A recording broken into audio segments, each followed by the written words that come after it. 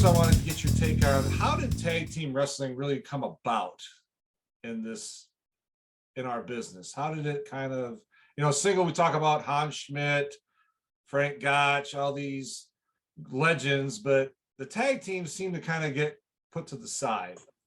So how did tag team wrestling really come about? Well, now you've just opened the door for me to give the cheap plug The book. for Minnesota's Golden Age of Wrestling, available on Amazon. All right. To answer your question, that was impromptu, by the way. I just happened to have the book sitting here. Honest. Tag teams, as I stated in my book, tag team wrestling actually started around as early as the 1930s. Okay. And they were out in the Pacific Northwest territory.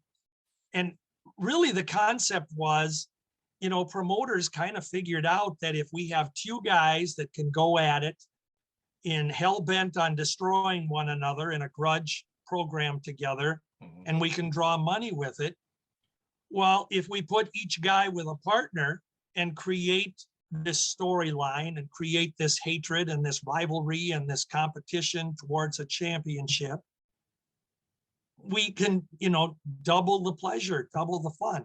Yeah. And so that's really where it started. It was kind of by accident.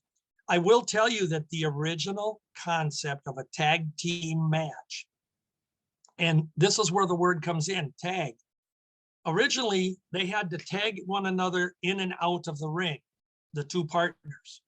And the referee would have to enforce those rules that wrestler outside the ring can't come in until his partner tags him and he gets to come in.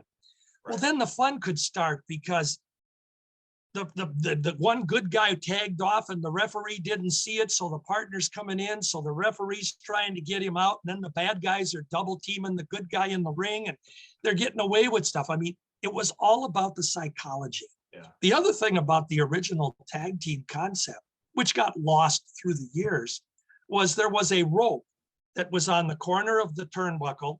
Yes. Draped over, maybe this long. And the guy outside the ring had to hold on to that tag rope, hang on to it through the course of the match.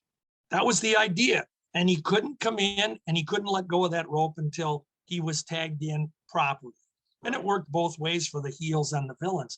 But usually the heels ended up being the ones that the referee didn't see the tag. And, the fans are yelling and booing the poor referee, and the psychology of it. Yeah.